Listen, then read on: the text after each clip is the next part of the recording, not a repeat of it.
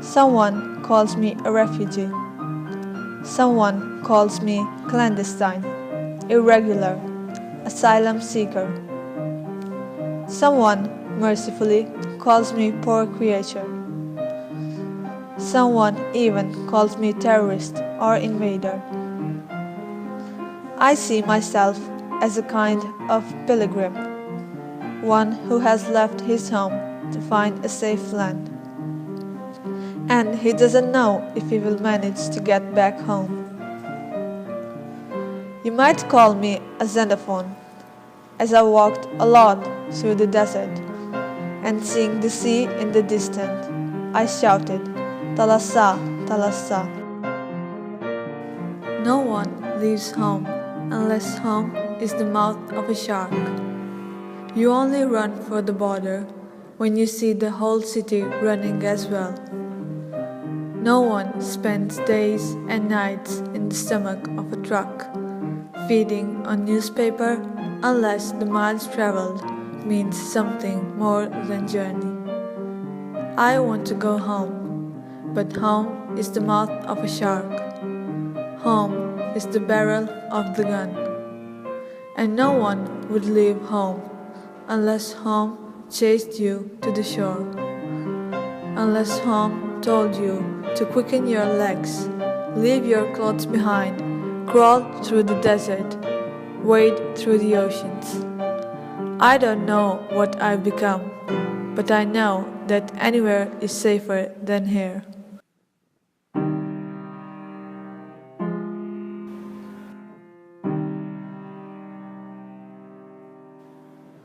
I'm 17 years old. I'm from Senegal. I came to Italy from Libya by boat when I was 15. In my country, there is no peace. That's why I left my country. However, I didn't really want to, because everybody loves the country where they were born. People can't survive there. I didn't like the conditions I used to live in. In my country, there is more than one war. There is a war between the state and the independence movements, a war of ISIS, a war of people who fight for their religion. I was against ISIS, and before being killed, I escaped. Even policemen in my country are not very good. They do whatever they want. I got in trouble with them, and to save my family, I decided to escape, even if my mom didn't agree. This is the main reason. I hate the government. Rebels asked me lots of money, which I, of course, didn't have.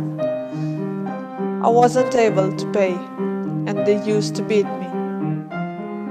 I couldn't bring anything with me, only a pair of shoes and a bag. My journey was hard, risky, and very expensive. Before arriving in Italy, I crossed many other countries, like Mali, where I slept in a garage. I had to hide myself, and I couldn't drink or eat anything. Then I stayed in Libya for a year, where I worked to get money to come to Italy. I left my country with another 1,000 people. Many of them didn't survive. Nobody can really understand what the journey is like if they don't live it personally. It took 3 weeks to reach Messina. I miss my country, where my family is, where I left my life. I think it's horrible to leave home when you're very young. My father died, and my mother is still there with my brother.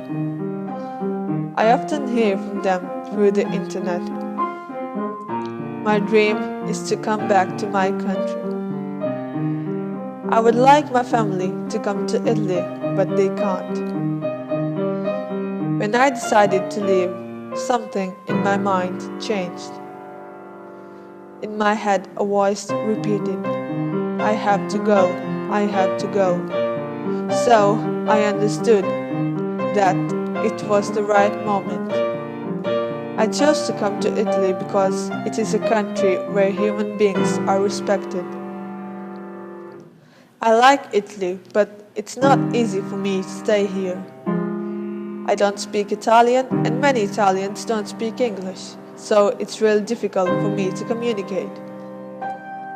This is a great problem. Now I go to school. I'm very happy because I'm learning a lot of things. I'm not afraid. Italians are very friendly. Now I am a new man.